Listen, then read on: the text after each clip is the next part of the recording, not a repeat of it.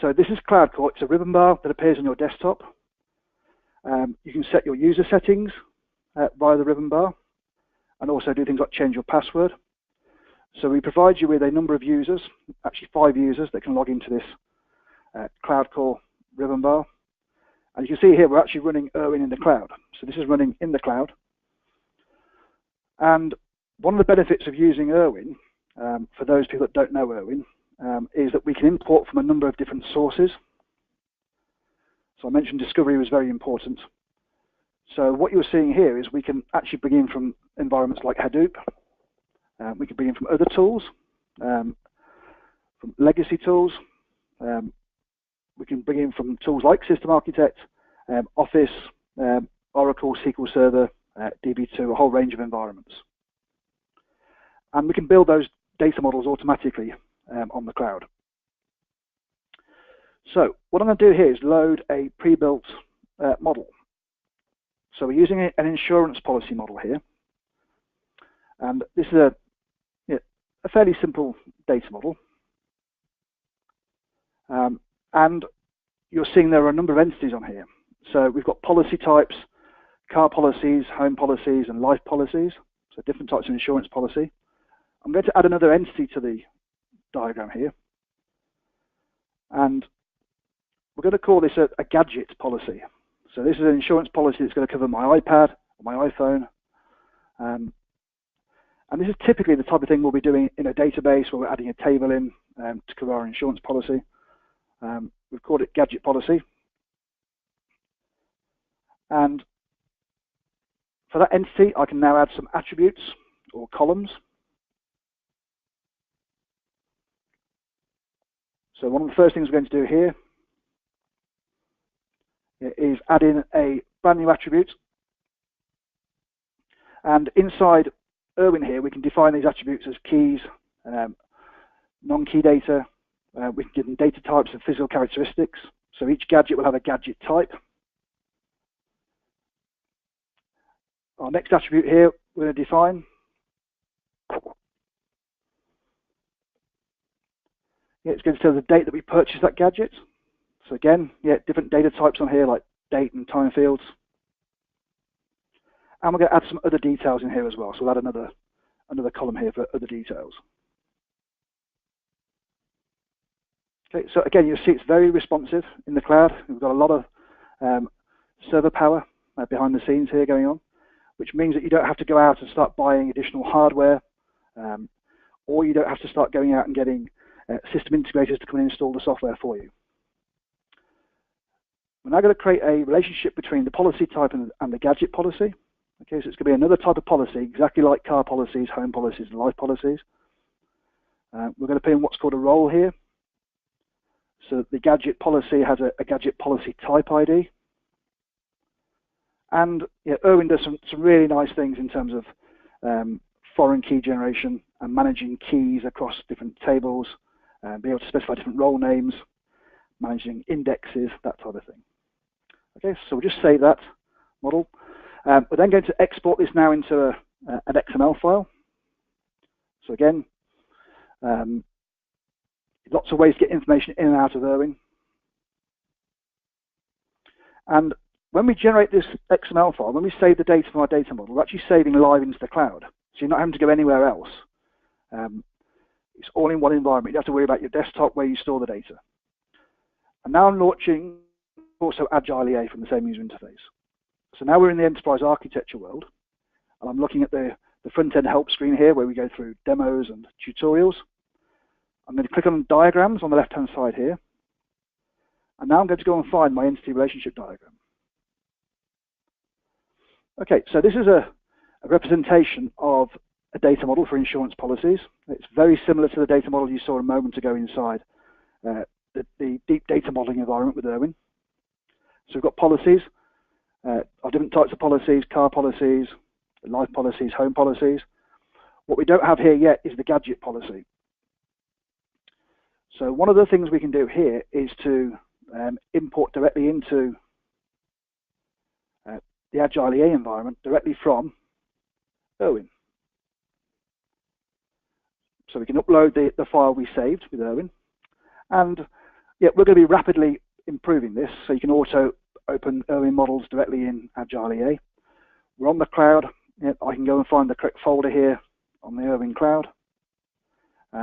We've got complete control in terms of directory access on here. So we set up users with different access rights. So I'm going to open up the insurance policy here. We're going to import it into the platform.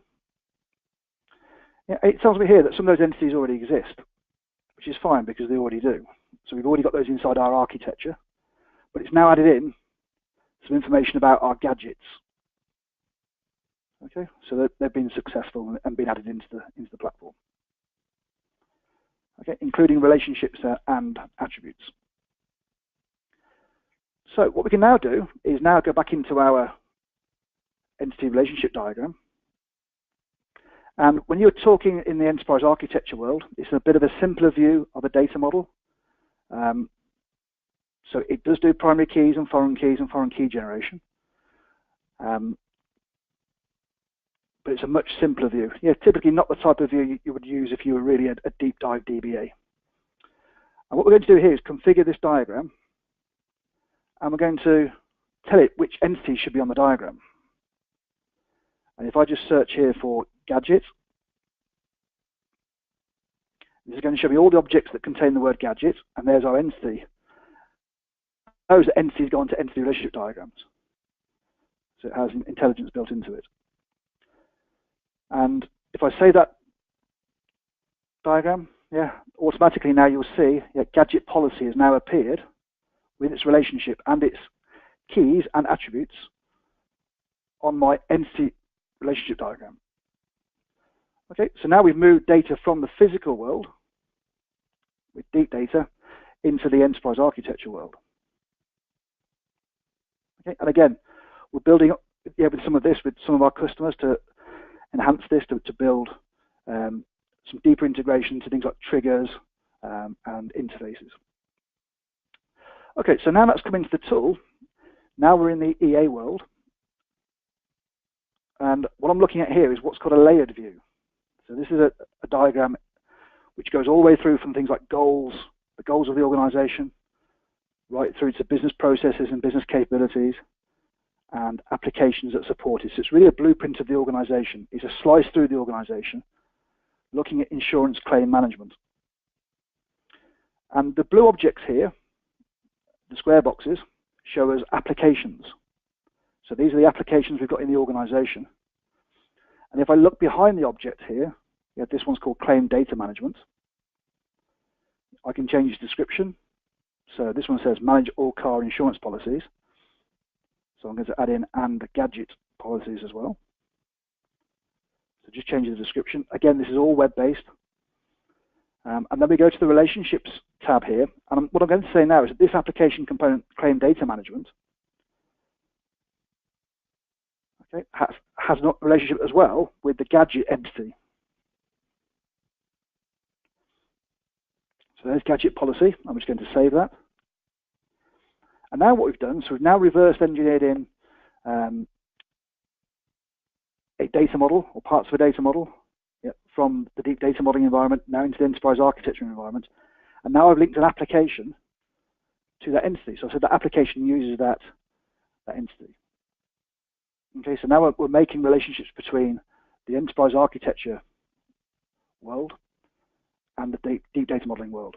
Now what we're doing here is we're now going to create another diagram which is going to show me where my gadget policy is used. So what impact does this have on the business? Okay, so if I change the gadget policy or I want to implement it and change my enterprise, what impacts are there?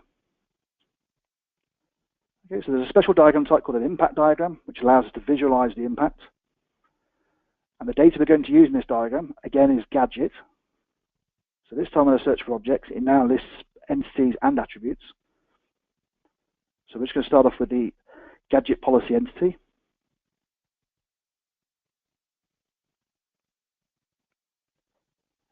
And now we're going to look at the diagram, and there's the gadget policy. And if we look behind that, okay, you'll see here it's connected to claim data management. And there's its attributes. Okay, so all those relationships are maintained automatically for us. So I don't have to connect the entity to the application, I can connect the application to the entity, and it keeps both sides consistent. Next, I can show its relationships. So what relationships does gadget policy have with everything else in my enterprise? Okay, so here's a list of all the information that it connects to. So we know it connects to claim data management because we made that connection. I'm just going to lay this out in a nicer way. So lots of ways of laying these things out. Okay, so gadget policy relates to claim data management, and those attributes are shown as well, and a relationship. Okay, so again, just tidying this up a little bit here, so we can just see turn off the names and show what types of association these things have.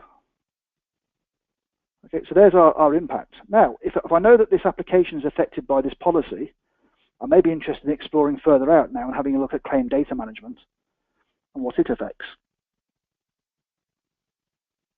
Okay, so now I can see the impact of change. So by changing the gadget policy, I'm going to change the claim data management application, an interface called claim data access. Quite a few other applications are affected by this change, as are some business capabilities, which are the green sort of stepping blocks there as well. What it also says there, though, is that claim data management also uses policy types, which is also an entity. So we're getting some deeper information here about our data model by using the enterprise architecture to look at things like impact relationships. So we're sort of going horizontally across using enterprise architecture, across processes, organizations, locations, other data, other applications and systems and technology, and our business capabilities, and getting a broader view of that information usage. Now, there are lots of other things that the enterprise architecture tool can do. Okay, so we could slice this into things like pivot tables. We can do further diagram types and impact analysis.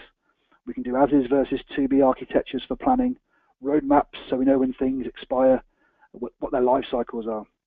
But I just wanted to give you a sliver here of the integration between deep data and data within the context of enterprise architecture. Okay, so the first step on the journey with CloudCore of putting these things together.